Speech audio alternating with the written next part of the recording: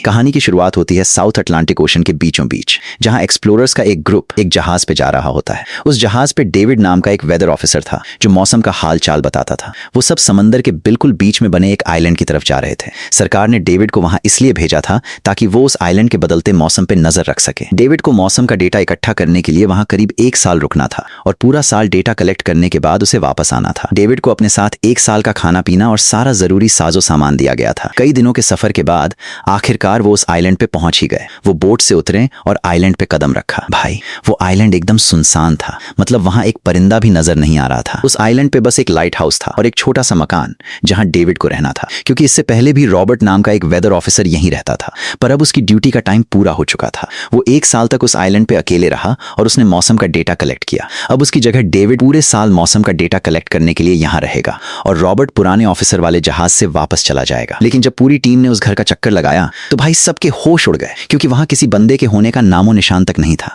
कमरे के अंदर उस पुराने ऑफिसर का सारा सामान यहां वहां बिखरा पड़ा था। इसके बाद कैप्टन और डेविड ने सोचा कि शायद लाइट हाउस में कोई हो सकता है। कैप्टन और डेविड बिना कोई टाइम वेस्ट किए लाइट हाउस की तरफ बढ़े और वहां उन्होंने एक बड़ा ही अजीब सीन देखा। उन्होंने देखा कि पूरा लाइट हाउस नुकीली और धारदार लकड़ियों से ढका हुआ है, जैसे किसी ने जानबूझकर उसे बंद कर दिया हो ताकि कोई अंदर न जा सके। इसके बाद कैप्टन और डेविड ने लाइट हाउस का दरवाजा कई बार खटखटाया, पर अंदर से कोई रिस्पॉन्स नहीं आया। आखिर में उन्होंने जोर से धक्का दिया और अंदर घुस गए। लाइट हाउस के अंदर उन्हें एक आदमी मिला जिसका नाम ग्रूनर था। जब उन्होंने ग्रूनर से पुराने वेदर ऑफिसर रॉबर्ट के बारे में पूछा तो उसने जवाब दिया कि वो मर चुका है। वो समंदर की तरफ गया था पर कभी वापस नहीं आया। ग्रूनर की बात सुनकर डेविड और कैप्टन के तो तोते उड़ गए। ये सब सुनने के बाद कैप्टन ने डेविड से कहा, भाई अगर तेरा अभी भी मन है तो तू हमारे साथ वापस चल सकता है। पर डेविड ने वापस जाने से साफ मना कर दिया। डेविड ने सोचा कि अगर वो सरकार को उस आइलैंड की मौसम की बिल्कुल सटीक रिपोर्ट दे देगा तो उसे तगड़ा पैसा मिल सकता है। इसके बाद कैप्टन ने उसे उसकी सेफ्टी के लिए एक बंदूक दी और कहा, मुझे ये जगह ठीक नहीं लग रही भाई, अपना ख्याल रखियो। इसके बाद वो उसे वहीं छोड़कर वापस चले गए और अब वो सीधे 1 साल बाद आने वाले थे। कैप्टन के जाने के बाद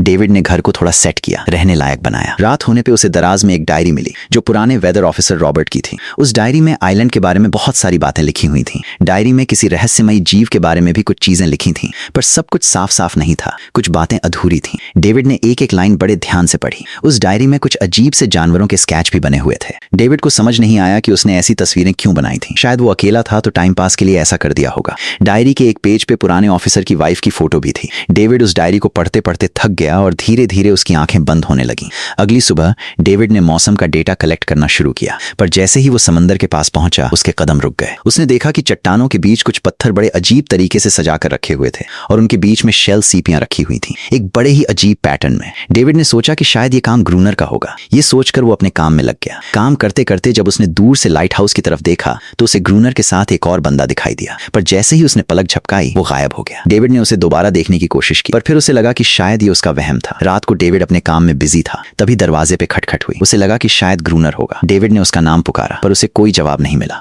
जैसे ही डेविड हाथ में लालटेन लेकर दरवाजे की तरफ बढ़ा, उसके कानों में कुछ अजीब सी आवाजें गूंजने लगीं जो बिल्कुल भी किसी इंसान की नहीं थी। और फिर उसने देखा कि दरवाजे के नीचे से एक अजीब और खूंखार से जीव का हाथ अंदर आने की कोशिश कर रहा था। वो इंसानी हाथ तो बिल्कुल नहीं था। ये देखते ही डेविड के पैरों तले जमीन खिसक गई। वो तुरंत बेसमेंट की तरफ भागा और वहां छिप गया। थोड़ी ही देर में वो रहस्यमयी जीव घर के अंदर घुस आया था और चुपके से डेविड को ढूंढ रहा था। डेविड बेसमेंट के एक छोटे से छेद से उसे देख रहा था। तभी उस जीव ने बेसमेंट के छेद से डेविड को देख लिया। इसके बाद वो जीव डेविड को मारने के लिए तुरंत उसकी तरफ लपका और उसे छेद से पकड़ने की कोशिश करने लगा। तो डेविड ने अपनी जान बचाने के लिए तुरंत एक चाकू उठाया और सीधे उसकी आंख में घोंप दिया। वो जीव चीखता हुआ वहां से भाग गया, पर वो किसी भी टाइम वापस आ सकता था। और अब डेविड के दिमाग में ये बात पक्की हो गई थी कि डायरी में उस जीव के बारे में जो कुछ भी लिखा था वो एकदम सच था। डर के मारे वो पूरी रात सो नहीं पाया। अगली सुबह जब डेविड घर से बाहर निकला तो उसने रेत पे कुछ पैरों के निशान देखे जो किसी इंसान के तो बिल्कुल नहीं थे। वो निशान सीधे समंदर की तरफ जा रहे थे। अब डेविड सारा माजरा समझ गया था कि ग्रूनर ने लाइट हाउस के चारों तरफ नुकीली लकड़ियां क्यों लगा रखी हैं। अब डेविड को रियलाइज हुआ कि अगर वो इस घर में रहा तो वो जीव उसे किसी भी टाइम मार सकता है। डर के मारे डेविड लाइट हाउस की तरफ दौड़ता है और ग्रूनर को चिल्ला के कहता है, दरवाजा खोल भाई, मुझे अंदर आना है। पर ग्रूनर उसे अंदर नहीं आने देता और कहता है, तुझे जहाज के साथ ही वापस चले जाना चाहिए था। डेविड मायूस होकर लौट आता है क्योंकि ग्रूनर तो उसे लाइट हाउस के पास देखना तक नहीं चाहता था। उसने उस पे पानी फेंक दिया था और वहां से जाने को कह दिया था। अब उसे खुद ही कुछ करना था। उसने घर की हर खिड़की को लकड़ी से बंद कर दिया, चारों तरफ नुकीली लकड़ियां लगा दी और दरवाजे के बाहर पुराने कागज और किताबें रख दी। फिर उसने उन पे तेल छिड़क दिया ताकि अगर वो जीव वापस आए तो वो आग से डरकर भाग जाए। पर एक बात ऐसी थी जो डेविड को अभी तक नहीं पता थी और वो आज रात उसे पता चलने वाली थी। किस्मत से उसे घर में एक पुराना बॉक्स मिला जिसमें एक बंदूक और ढेर सारी गोलियां थीं। ये देखकर उसे जिंदा बचने की थोड़ी उम्मीद जगी। जैसे ही सूरज डूबने लगा, डेविड के दिल का डर बढ़ता गया। थोड़ी ही देर में चारों तरफ रात का घना अंधेरा छा गया। डेविड हाथ में बंदूक लिए घर के एक कोने में चुपचाप बैठा था। उसकी धड़कनें तेज थीं। तभी उसे एक अजीब सी आवाज सुनाई दी, और जब डेविड ने खिड़की से चुपके से समंदर की तरफ देखा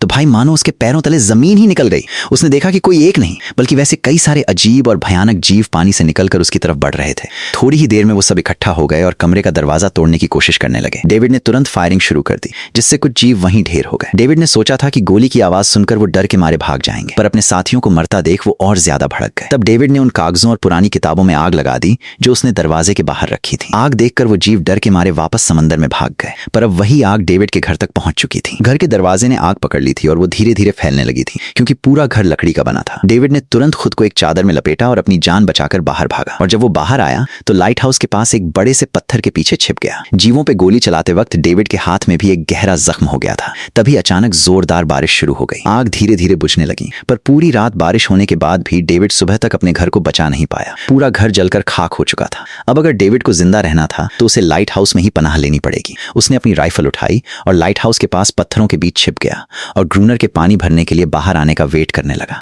जब ग्रूनर पानी भरने के लिए लाइट हाउस से बाहर आया तो डेविड उसके पीछे पीछे चल दिया। तभी अचानक एक अजीब से जीव ने ग्रूनर के पास खड़े डेविड पर हमला कर दिया। पर भाई, डेविड ने न जाने कैसे उस पर काबू पा लिया।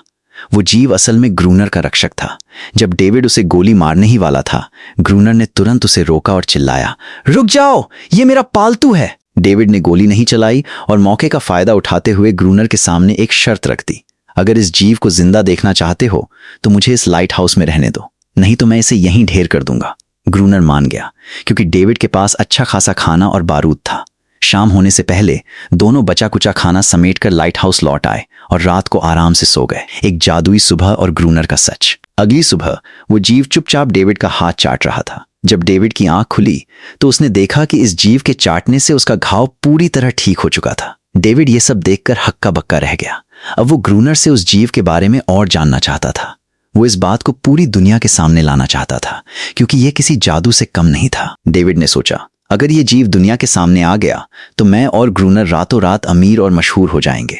पर ग्रूनर ऐसा कुछ नहीं चाहता था। वो इस टापू को छोड़कर कहीं नहीं जाना चाहता था। दुनिया में उसका कोई बचा ही नहीं था। उसके लिए ये टापू ही सब कुछ था, जहां वो अपनी मर्जी का मालिक और खुद को यहाँ का राजा समझता था। इसीलिए उसने टापू की कई जगहों पर लिख रखा था, ग्रूनर यहाँ का राजा है। डेविड को यह समझ नहीं आ रहा था कि यह अजीब जीव ग्रूनर का पालतू कैसे बना। तब ग्रूनर ने बताया, एक बार मैंने इसकी जान बचाई थी जब ये मेरे मछली पकड़ने वाले जाल में फंस गया था। तब ये बहुत छोटी थी। उस दिन के बाद से ये मेरे साथ ही रह गई और मेरी हर बात मानने लगी। लेकिन ग्रूनर बड़ा ही जालिम इंसान था। वो उस जीव के साथ बहुत बुरा बर्ताव करता था। वो हर दिन उसके साथ जबरदस्ती करता था। ग्रूनर ने बताया कि एक बार इस जीव ने उस पर हमला कर दिया था, जिसके बदले में उसने इसे ऐसी सजा दी कि वो खुद को ग्रूनर की गुलाम समझने लगी। ग्रूनर ने आगे कहा, अब तो तुम समझ ही गए होगे कि ये जीव हर रात समंदर से बाहर क्यों आते हैं।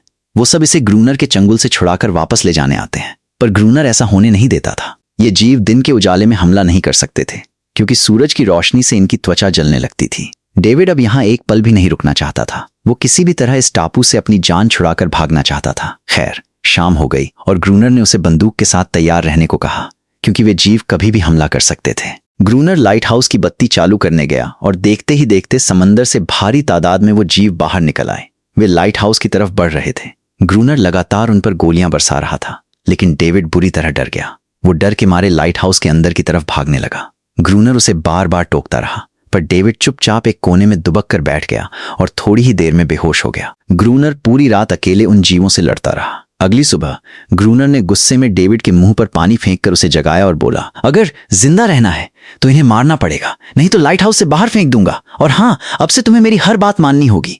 रोज पानी भरना होगा, लाइट हाउस के छोटे मोटे सारे काम करने होंगे और रात में मेरे साथ पहरेदारी करनी होगी। अब डेविड के पास कोई और रास्ता नहीं था। वो मजबूरी में ग्रूनर की हर बात मानने लगा। पर एक बात उसे बिल्कुल हजम नहीं होती थी, ग्रूनर का उस मादा जीव को हर दिन अलग अलग तरीकों से टॉर्चर करना।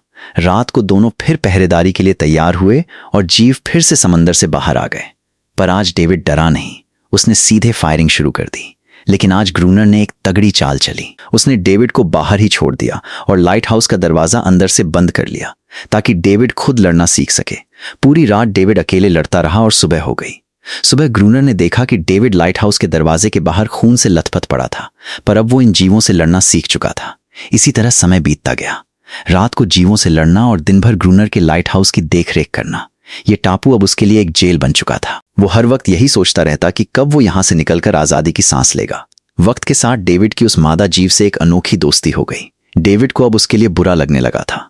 वो समझ गया था कि अपने अपनों को छोड़कर अकेले रहना कितना दर्दनाक होता है, और शायद वो जीव भी ऐसा ही कुछ महसूस कर रही थी। डेविड ने उस जीव का एक नाम भी रख दिया था, अनेरियस। दिन बीतते गए और डेविड ने नोटिस किया कि अब इन जीवों के हमले धीरे धीरे कम हो रहे हैं। डेविड को लगा कि शायद वे सर्दियों में कहीं और चले जाते हैं, या फिर समझ गए हैं कि हमसे लड़कर कोई फायदा नहीं। पर ग्रूनर ने कहा, ऐसा बिल्कुल नहीं है, वे फिर हमला करेंगे। अभी वे अपनी तादाद बढ़ा रहे हैं। कुछ दिन और ऐसे ही निकल गए। एक रात डिनर के बाद टाइम पास करने के लिए ग्रूनर और डेविड शतरंज खेलने बैठ गए। पर यहां ग्रूनर से एक बहुत बड़ी चूक हो गई। वे खेल में इतने खो गए कि लाइट हाउस की लाइट जलाना ही भूल गए। अंधेरे का फायदा उठाकर जीवों ने उन पर धावा बोल दिया। डेविड ने देखा कि इस बार जीवों की संख्या इतनी ज्यादा थी कि 2 लोग मिलकर भी ज्यादा देर नहीं टिक सकते थे। ऊपर से इस बार कोई प्लानिंग भी नहीं थी और बंदूक की गोलियां भी लगभग खत्म होने वाली थीं। किसी तरह वे भागकर लाइट हाउस के सबसे ऊपरी हिस्से पर पहुंचे, पर इसा बीच ग्रूनर के पैर में गहरा जख्म हो गया। आज वो जीव उन पर भारी पड़ रहे थे। दोनों को लगा कि आज तो मौत पक्की है, लेकिन किस्मत अच्छी थी कि सुबह हो गई। जैसे ही सूरज की किरणें निकलीं, वे जीव लाइट हाउस छोड़कर वापस समंदर में भाग गए। कड़ी धूप निकलने के बाद अनेरियस ग्रूनर के घाव को ठीक करने की कोशिश करने लगी, पर तब तक डेविड समझ चुका था कि गोलियां खत्म होने और कम राशन के भरोसे वे ये जंग ज्यादा दिन नहीं जीत सकते। अगले दिन जब डेविड लाइट हाउस के बाहर यहां वहां घूम रहा था, तो किस्मत से उसे समंदर में एक जहाज दिखाई दिया। वो तुरंत अंदर से फ्लेयर गन सिग्नल देने वाली बंदूक लेकर आया ताकि जहाज को इशारा कर सके, पर ग्रूनर ने उसे रोक दिया क्योंकि वो नहीं चाहता था कि डेविड यहां से जाए। उसी वक्त अनेरियस ने ग्रूनर पर हमला कर दिया। वो डेविड को ग्रूनर से बचाना चाहती थी। ग्रूनर किसी को भी इस टापू से जाने नहीं देना चाहता था। ये टापू ही उसकी दुनिया थी जहां का वो राजा था। इतने समय अकेले रहने के बाद अब उसे कोई बात करने वाला मिला था। उसे डर था कि अगर डेविड उस जहाज पर चला गया तो वो दुनिया को अनेरियस और उसके बारे में सब सच बता देगा। इसलिए उसने डेविड को जाने नहीं दिया और देखते ही देखते वो जहाज डेविड की आंखों के सामने समंदर में ओझल हो गया। अब डेविड के पास हाथ मलने के अलावा कोई चारा नहीं था। कुछ दिन और बीत गए। ग्रूनर का डेविड और अनेरियस के साथ बुरा बर्ताव जारी था। खासकर वो अनेरियस को बहुत पीटता था, जो डेविड को कतई बर्दाश्त नहीं था। एक दिन डेविड ने अनेरियस को मछली की हड्डी से बनी एक छोटी सी खिलौना नाव गिफ्ट की। उस नाव को देखते ही अनेरियस डेविड को टापू के एक कोने में ले गई, जहां एक असली नाव रखी हुई थी। जब डेविड ने ग्रूनर से इस नाव के बारे में पूछा तो उसने बताया, हाँ, मुझे पहले से पता था कि टापू के इस हिस्से में एक नाव है। कुछ लोग अपनी जान बचाने के लिए इस नाव से यहां आए थे, लेकिन सुबह होने से पहले उनमें से कोई जिंदा नहीं बचा। उन जीवों ने सबको मार डाला। वे अपने जहाज में बड़े बड़े गोल बम डायनामाइट ले जा रहे थे, पर समंदर में आए तूफान के कारण उनका जहाज इस टापू के पास डूब गया। ये सुनते ही डेविड के दिमाग की बत्ती जली। उनके पास एक डाइविंग सूट, पानी के अंदर जाने वाला सूट था। डेविड ने कहा कि अगर हम में से कोई भी वो सूट पहनकर समंदर के उस हिस्से में जाए जहां वो जहाज डूबा है, तो शायद हमें इन जीवों से लड़ने के लिए 6 गोलियां या डायनामाइट मिल जाएं।